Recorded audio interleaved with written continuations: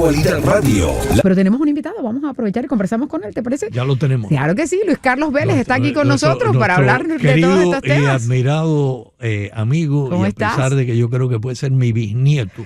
No exageres, no exageres. Y muy buen jefe que fue. No puedo creer. Y muy buen jefe que fue. No exagere, no exagere. ¿Cómo están estás? todos? ¿Cómo te ha ido? Me encanta verlos, Yoli, Rique. ¿Qué tal? Igual, Buenos igual días. a nosotros, a Luis Carlos. Bueno, es que tenemos esa pregunta y te la queremos transmitir a ti. ¿A qué va la Secretaría de Seguridad Nacional a Colombia? Pues nada bueno puede salir de esta cita en Colombia para Colombia. Yoli, es muy sencillo. Entonces, los estaba escuchando y estaba escuchando a Ricky también. La secretaria de Estado, de Homeland Security, visita 3 países: El Salvador, México y Colombia. Hay 3 variables que definen la relación entre esas 3 naciones, Estados Unidos: narcotráfico, inmigración indocumentada o ilegal y tráfico de personas. Entonces, El Salvador ya hizo lo que tenía que hacer: recibe vuelos y da una cárcel. La gente de México, Claudia Sheinbaum, maneja una relación muy inteligente con un presidente como el presidente Donald Trump, que unos quieren, otros no quieren, pero que todos reconocen es intemperante. Y Colombia, hasta ahora, no ha hecho nada en términos de la relación con Estados Unidos, más que tener un presidente que lanza trinos a las 3 de la mañana de manera desproporcionada, que no sabemos en qué condiciones, y lo visita. Ergo, por lo tanto, pues Kristi Noem va a que le echen un cuento en Colombia que no tiene ningún asidero, que no tiene ningún tipo de métrica, y seguramente esto para los colombianos no va a terminar bien. Bueno, pero Colombia está pendiente también de la certificación en materia de, hablabas del narcotráfico, y está en veremos, ¿no? Eso también me imagino que será parte de la conversación. Yoli, yo utilizaría otra manera de describir lo que acabas de decir con todo respeto. Colombia está pendiente de la descertificación, no de la certificación. En Colombia nos van a desertificar, es lo más probable, Yoli. Te digo por qué. Primero, la cantidad de hectáreas de coca cultivadas en el país son récord. Nunca antes en la historia en Colombia habíamos tenido tantas hectáreas de coca cultivadas en el país. 2, nunca antes había tanta exportación de cocaína desde Colombia hacia Estados Unidos. Récord. 3, la postura de Colombia a nivel internacional manifestada por la canciller de Colombia, Laura Sarabia, en las últimas semanas ante la ONU, es buscar una legalización de los cultivos de coca. En la ONU lo pidió. Colombia, en su narrativa hoy por hoy, cree que no se puede penalizar el cultivo de coca, porque lo considera un cultivo ancestral. Sin embargo, estadísticamente hablando, hay una correlación clara, evidente, diáfana y muy fuerte entre cultivos de coca y cocaína. En Colombia y en ningún país del mundo se ha podido romper esa relación. Entre más cultivos de coca, más cocaína. Por lo tanto, no hay ninguna variable que pueda decir hoy por hoy que estamos en camino a la certificación, porque si tú ves las variables, Colombia no está haciendo lo suficiente para la lucha contra el narcotráfico. A mí me sorprende, Luis Carlos y Yoli, y quiero preguntarles a ustedes si también se han sorprendido. Ustedes son de periodistas y son periodistas colombianos. No, yo no estoy tan al tanto del acontecer colombiano como pueden de estar ustedes, algo por los cuales los felicito a ambos. Me entero de cosas de Colombia por ustedes, pero me sorprende una información, creo que la leí en El Espectador esta mañana, de que desde que asumió el gobierno, desde aquel lamentable incidente del madrugonazo del presidente Petro, ha habido 15 vuelos de deportados colombianos. La cifra que se cita en algunos medios hoy, 1.500. Yo no sabía. Bueno, pero eso, ojo, que no eso había trascendido. Esa información la dio la canciller. Pero es que siempre se ha estado deportando personas. Eso es algo que pero ha estado 1.500 ocurriendo en 2 meses me parece una cifra Porque alta, ¿no? incluso que cuando se produjo la situación esta en la que estaban parando las deportaciones, eso venía ocurriendo regularmente, ¿no? Y esta estadística justo lo da la canciller Laura Sarabia previo a la llegada de Kristi Noem. Me imagino que es como para ambientar la estadía de la secretaria allí, y va a ser interesante, como mencionaba Luis Carlos, ¿no? Estos 3 puntos. Y algo más tendrá que conversarse, alguna otra cosa tendrá que surgir allí, porque otro de los intereses que tiene Estados Unidos, Luis Carlos, también es ir limitando, y no necesariamente Colombia como tal, pero sí de pronto la influencia que pueda tener China en la región. Y siempre tiene que buscar, independientemente de quién esté gobernando Colombia, Colombia ha sido el aliado más firme que ha tenido Estados Unidos a lo largo de los altos y bajos que ha ocurrido en América Latina. Lo describes muy bien, Yoli. Y una cosa, Ricardo dice que no conoce de Colombia, pero Ricardo conoce de Colombia como Claro que conoce sí. de todo. Claro que Bueno. sí, O sea, ya te lo los sabes. que lo escuchamos por la mañana, cuando tenemos chance, porque por la mañana yo tengo mi programa, pero alcanzo a escucharlos un rato en la actualidad, soy fan. Pero soy fan de Ricardo, porque Ricardo conoce muchísimo Gracias. de un montón de cosas, Bueno, de la es un política nacional e país, internacional y demás. por razones familiares y largas estadías que he disfrutado en Colombia, me quedan asignaturas pendientes. Conozco Bogotá, conozco Cartagena, conozco Barranquilla, qué conozco delicia. Ibagué, conozco Oh. Medellín. Me queda la gran asignatura de la capital de la salsa, por supuesto. Gali, te falta Cali, qué y maravilla. y otras partes. No, pero mira, es difícil estar con todas las noticias que se producen en América Latina, las noticias que se producen aquí en Estados Unidos, las noticias internacionales. Estamos viviendo en un mundo muy agitado y es sumamente difícil estar al tanto de todo lo que ha Agitado, acontecido. interconectado, no es tan difícil. Mira, ustedes han sido reporteros, excelentes reporteros del periodismo en que llegas a... Yo recuerdo un excelente reportaje que tú hiciste en Telemundo en Bélgica, cuando el atentado terrorista en Bélgica, en Bruselas. Llegas a Bruselas en el avión, te pones a leer todo lo relacionado a lo que ha acontecido y llegas allí y eso es en lo que te concentras. El trabajo de nosotros ahora en estos momentos en la radio es que tienes que saber un poquito de todo y a veces es difícil. A mí me interesa en especial en estos momentos que estamos viviendo en Estados Unidos, le presto mucha atención a la noticia nacional y a la noticia internacional que tiene que ver con estos conflictos armados que les tengo terror. Yo le tengo terror a las guerras europeas que nos han arrastrado a través del Atlántico 2 veces en el pasado siglo, ¿no? Pero cubrir Colombia es difícil. Hay que estar ahí al tanto. Y hay algo que en lo que dices que concatena perfectamente, Ricardo, con la inquietud que tenemos esta mañana sobre lo que significa la visita de Kristi Noem a Colombia. Y es que esta descripción de la complejidad de nuestro país es manifiesta de lo que significa la región para Estados Unidos. Lo que estoy tratando de decir es que Colombia tiene todos estos elementos de complejidad para hacer de que Colombia sea algo muy importante para Estados Unidos. Varias razones. Número 1, si Colombia no está al lado de Estados Unidos, el narcotráfico va a explotar.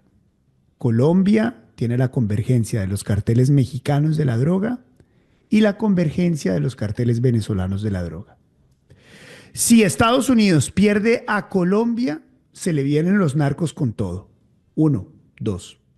Si Estados Unidos pierde estratégicamente a Colombia, se le vienen los chinos y los rusos con todo. Sí, señor. Porque Venezuela, que está al lado, que está infestado de rusos, chinos e iraníes, ¿cierto?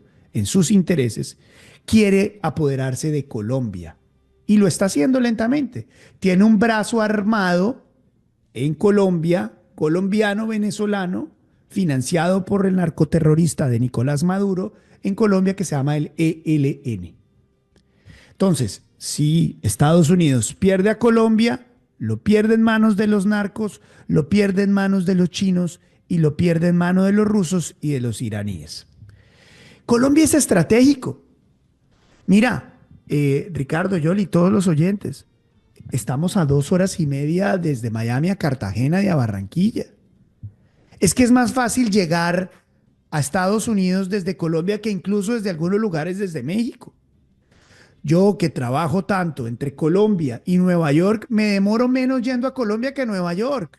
Ojo, estratégicamente Colombia por su proximidad, por sus recursos, por su llegada a los 2 océanos, es estratégico militarmente para Estados Unidos. Y está a punto de perderlo. Yo no descarto, Yoli y Ricardo, que dentro de la estrategia maquiavélica, perversa, negativa, oscura, vampiresca de Gustavo Petro esté la desertificación. Porque eso le conviene a los venezolanos que son amigos de él, le conviene a los narcotraficantes que supuestamente son amigos de él y financiaron su campaña, supuestamente eso está en investigación. Le conviene a los grupos al margen de la ley como el ELN y las FARC que hacen parte del componente de la supuesta paz total que el presidente Gustavo Petro quiere funcionar. Aquí el estorbo son los gringos, aquí el estorbo es Estados Unidos. Si Estados Unidos no es inteligente en ese manejo dificilísimo que tiene con Colombia, tiene mucho que perder. Así que esperamos que Estados Unidos le meta inteligencia. Allá adentro está Marco Rubio, tiene una esposa colombiana, conoce las complejidades de la región y ojalá pues no abandonen a Colombia, porque si abandonan a Colombia, pues nos abandonan a todos. Pero también hay otra realidad. En Colombia hay elecciones el año entrante. Pues ojalá. Ojalá, ¿no? ¿Tú crees que no va a haber elección? Pues no sé. Yo no tengo esa certeza, Yoli. ¿Por qué? Yo no la tengo. ¿Por qué? Pues no la tengo por varias razones. La primera y la más fuerte es que el presidente Gustavo Petro está desfinanciando la Registraduría Nacional del Estado Civil. El registrador dice que tiene la plata para hacer las elecciones. Pero una cosa es tener elecciones y otra cosa es hacer que uno tiene elecciones. Yo creo que lo segundo puede pasar en Colombia, porque lo que está pasando en Colombia, cuando usted tiene un gobierno que tiene los medios de comunicación, que tiene el manejo en redes sociales, que tiene los dineros para comprar votos, que tiene una lucha tan grande y abierta contra la oposición, que tiene un manejo grande del Congreso, ¿es eso democrático o no es democrático? Yo creo que no. Yo creo que no. Porque la definición más sencilla de democracia, académicamente hablando, no lo digo yo, lo dicen los expertos, lo dice la literatura sobre la democracia, es la capacidad que tengamos todos de acceder a los puestos de poder. Y en Colombia eso no va a ser una realidad el próximo año. El gobierno tiene todo. Las posibilidades de que vengan otras personas, la oposición, el centro, lo que quiera, y acceda al poder es cada vez menor. Y eso va en detrimento de la definición clara de la democracia. Bueno, yo creo que en Colombia todavía funcionan las instituciones, ¿no? A pesar de todo lo que uno ve en los reportes y eso, y hasta ahora ha sido una de las democracias que se ha mantenido. Sí. Y en efecto, es la primera vez que entra un presidente del corte de Petro, pero hasta el momento se ha seguido la continuidad de lo que se falla dependiendo de lo que ocurra. Yo espero que las instituciones yo funcionen. Personalmente, y no hablo como periodista, sino como colombiana, estoy convencida de que el año entrante va a haber elecciones y se va a seguir el proceso como ha ocurrido en el pasado. Yo lo espero. Y aquí ya es mi opinión como colombiana, claro. Pero es que sí es importante entender que es que sí funciona, porque cuando la institucionalidad es parte de lo que ha mantenido esa democracia, que no es perfecta, es verdad, que hay mucha corrupción, es cierto, pero que se está cada uno de los poderes y cada quien buscando mantener esa institucionalidad, pues yo no he visto algo que diga lo contrario en este momento. Tal vez tienes razón, yo creo lo contrario. Y te voy a dar algún ejemplo.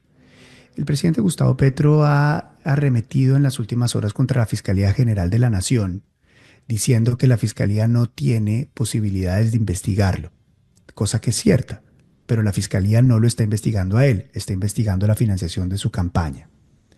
Es decir, arremete contra uno de esos pilares fundamentales de la división del poder, que es la Fiscalía General de la Nación. Pero en las últimas 24 horas el presidente también ha atacado al legislativo, que como tú sabes muy bien, es otro pilar fundamental de la división de poderes.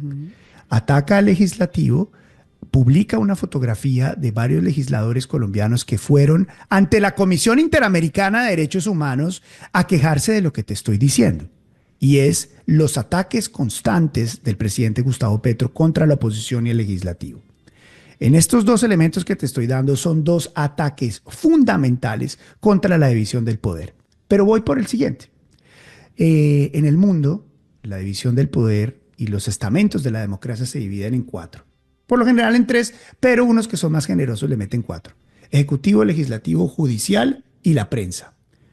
Lo que te acabo de contar es un ataque al legislativo, que es el Congreso, al judicial, que hace parte también la fiscalía, y a la prensa. ¿Qué pasó ayer, Yoli?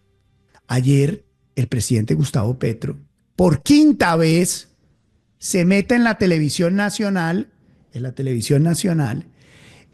hace una presentación en la televisión nacional y elimina los noticieros de televisión para presentar un Consejo de Ministros.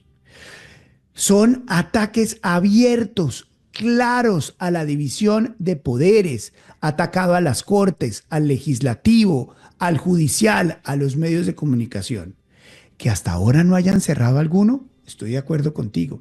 Pero, Yoli, no se te olvide, el presidente en todas sus presentaciones anteriores ha llamado a la gente a las calles a pelear por lo que él cree que son las reformas de justicia social, en contra de los senadores, en contra de los representantes a las cámaras. Para mí, lo anterior son razones suficientes para decir que está en ataque toda la institucionalidad colombiana. ¿Que lo logre? Tú dices que no. Yo tengo mis razones para pensar que tal vez sí, y eso me asusta un montón. Muchísimas gracias por estar con nosotros, Luis Carlos Vélez, importantísimo periodista colombiano, y muy interesante la conversación que acabamos de escuchar. Tienen diversos puntos de vista sobre lo que pueda acontecer en Colombia. Yo mantuve silencio, pero con los oídos muy abiertos, enterándome informándome de lo que decían, pero les propongo algo. Yo les quiero preguntar, ¿cómo ven ustedes esta situación del escándalo de Signal Gate, pudiéramos decirle, de la filtración de información sobre una acción militar estadounidense, porque había sido de una forma u otra invitado un periodista muy crítico del gobierno, el señor Goldberg? ¿Qué consecuencia puede tener, Luis Carlos? No, primero que me parece muy interesante que Yoli tenga una visión diferente a la mía, la agradezco mucho. No mucha gente está de acuerdo con lo que yo pienso, pero pues eso me hace diferente al resto, y tampoco supongo, ni creo, ni exijo que la gente tiene que pensar como yo. De eso se tratan las democracias. Hay gente que piensa de una manera, hay gente que piensa la otra, y nos encontraremos en la mitad del camino. De eso se trata. Y más, por supuesto, viniendo de alguien como Yoli, a quien aprecio tanto. Gracias. Y me parece que es una gran periodista. Tiene que haber diferencia de pensamiento entre los periodistas. Eso también es válido. Como también es válido, Ricardo, de antesala para la respuesta a tu pregunta, que es muy importante reconocer que todos tenemos un punto de vista. Por muy ecuánimes que nos presentemos, claro, todos tenemos un punto de vista. Desde la elección por la mañana en la emisora que escuchamos, o la radio que prendemos, o la televisión, o los medios de comunicación que leemos, el periódico que leemos, la cadena de cable que escogemos, todos tienen una línea editorial. CNN es de izquierda, Fox News es de derecha. New York Times es progresista, de izquierda, el Wall Street Journal es de derecha. Y cuando usted hace esa determinación, pues está alimentando ese ecosistema de la información diaria que consumimos todos. Habiendo dicho eso, a tu pregunta de Signal, me parece que es gravísimo. Me parece que un gobierno, cualquiera sea, no se puede dar el lujo de cometer un error de tal magnitud. Creo que la discusión sobre el medio es una discusión diferente sobre el error, porque me parece que ya ha quedado claro, ad nauseam, que la utilización de Signal es admitida por la CIA. Ayer lo vimos en declaración ante el Congreso por parte de la propia CIA. Listo. Habiendo dicho eso, Ricardo Yoli, no hay tecnología a prueba de brutalidades. O sea, usted puede tener el sistema tecnológico más inteligente y sofisticado del mundo, pero si usted tiene a alguien que comete una brutalidad y suma una conversación a quien no debería, como dice mi abuelita o decía mi abuelita, ¿qué culpa tiene la estaca si salta la rana y se estaca? El problema no es de Signal, hermano. El problema es de quien puso al periodista ahí donde no debía estar. Entonces creo que es un error grave del gobierno el haber sumado a esa persona, pero creo que le va a quedar muy difícil a quienes critican al gobierno de que la utilización de Signal es una violación a la ley. Bueno, de acuerdo a lo que se ha estado publicando, lo que creo que va a ocurrir ahora, y estaban indicándolo varios senadores, tanto republicanos como demócratas, es que van a hacer una audiencia a puerta cerrada para que se le den todos los detalles. Y estábamos conversando nosotros previamente al programa con el coronel que nos decía lo siguiente, es que las personas que estaban en ese chat tienen la autorización para desclasificar en caso tal de que se... Y ese sobre todo el secretario en este caso, el secretario de Defensa. Y por otro lado, era el que tenía. Signal era uno de los mecanismos de comunicación que les habían dicho que se podía utilizar para seguir en estas conversaciones. Eso no justifica, como tú mencionabas, la torpeza que de pronto cometieron al hacer esa... pero seguramente habrá la investigación, se hace el reporte y se tomarán las medidas. Yo les voy a compartir mi lectura.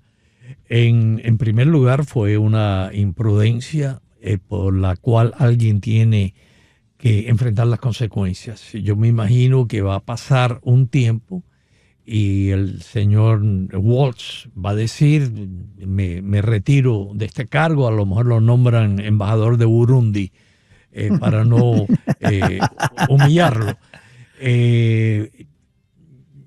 Me siento satisfecho, me parece que es casi un milagro de que la operación se llevó a cabo aparentemente exitosamente y que no hubo bajas del lado estadounidense, que no fue derribado ninguna de nuestras naves aéreas y no murió ni sufrió lesiones, ni fue capturado ninguno de nuestros militares. Pero el tipo de información que hemos visto en las últimas horas, cuando el señor Goldberg decidió publicar para desmentir al secretario de Defensa, no es una información que debe de ser de conocimiento público.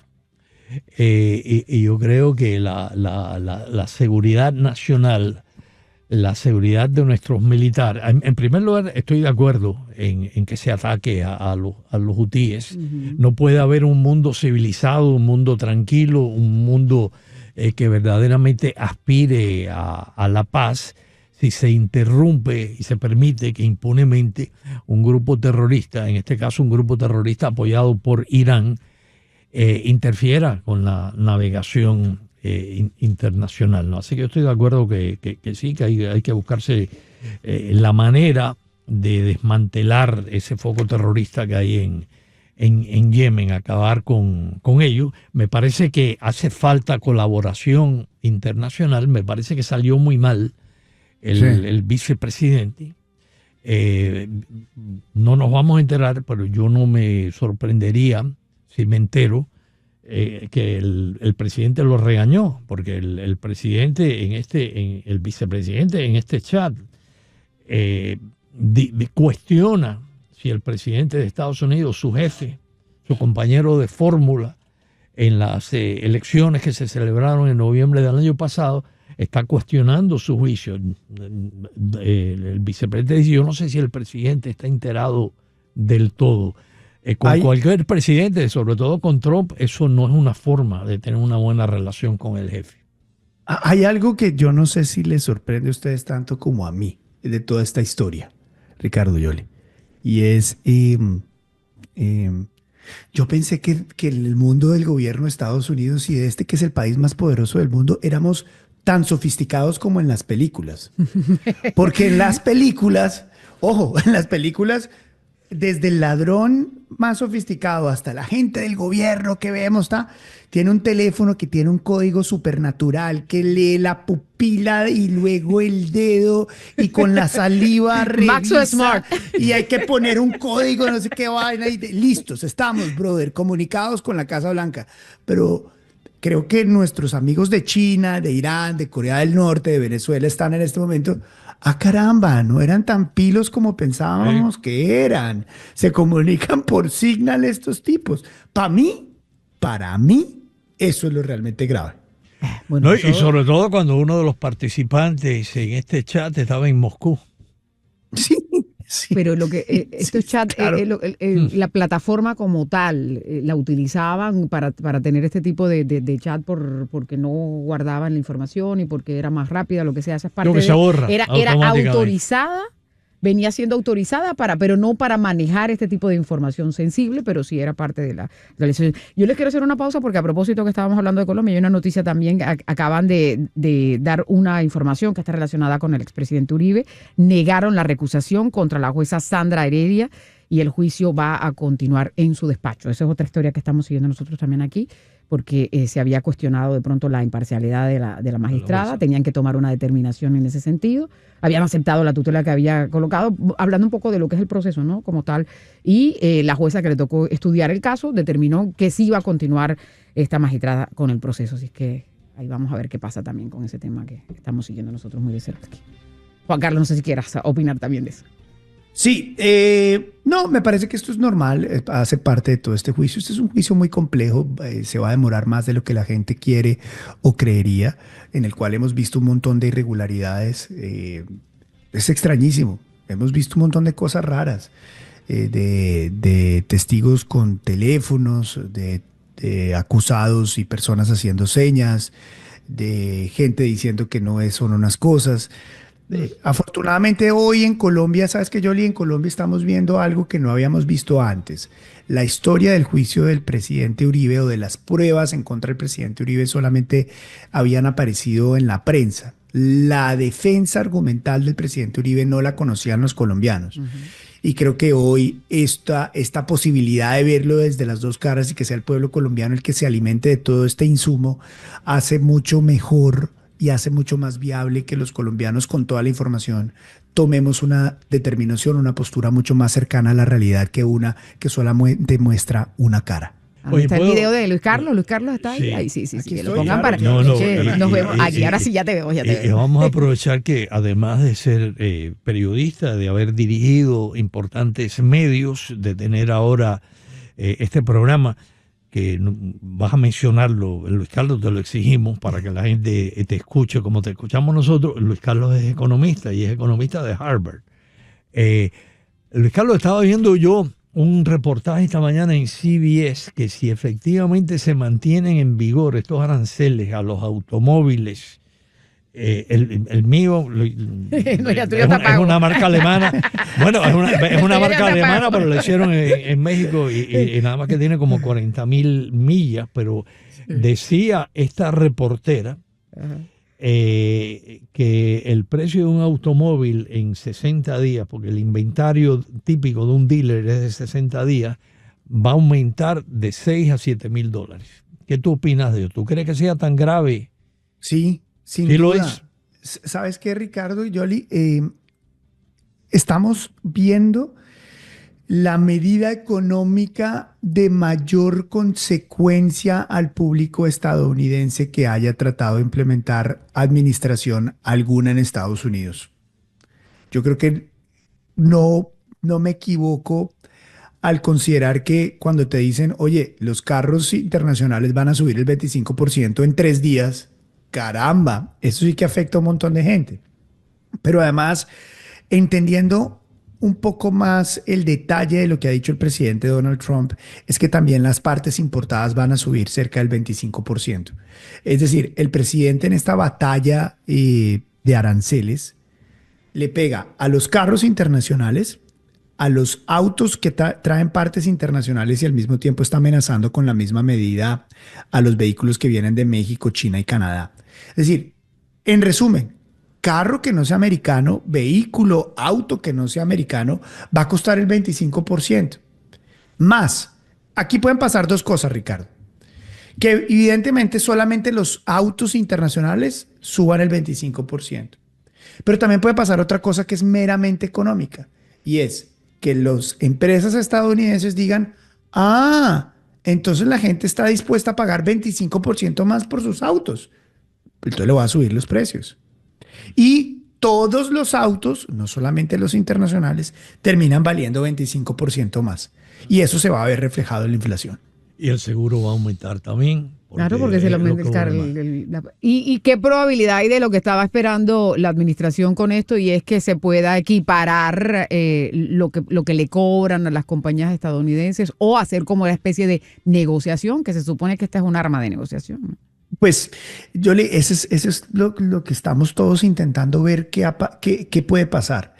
A ver, en América Latina, en la década de los 70s y de los 80s, esto se intentó hacer. Especialmente en Argentina. Hay un precedente interesante en Argentina, cuando varios gobiernos de Argentina dicen: nosotros vamos a volver a cerrar nuestra economía y vamos a suplir la demanda interna con nuestros productos, y le vamos a poner aranceles a todo lo que venga de afuera para estimular las empresas nacionales. Digamos, eso es lo que tiene en mente el presidente de Estados Unidos. ¿Qué pasó en Argentina? En Argentina, las empresas no tuvieron la capacidad de suplir la demanda interna.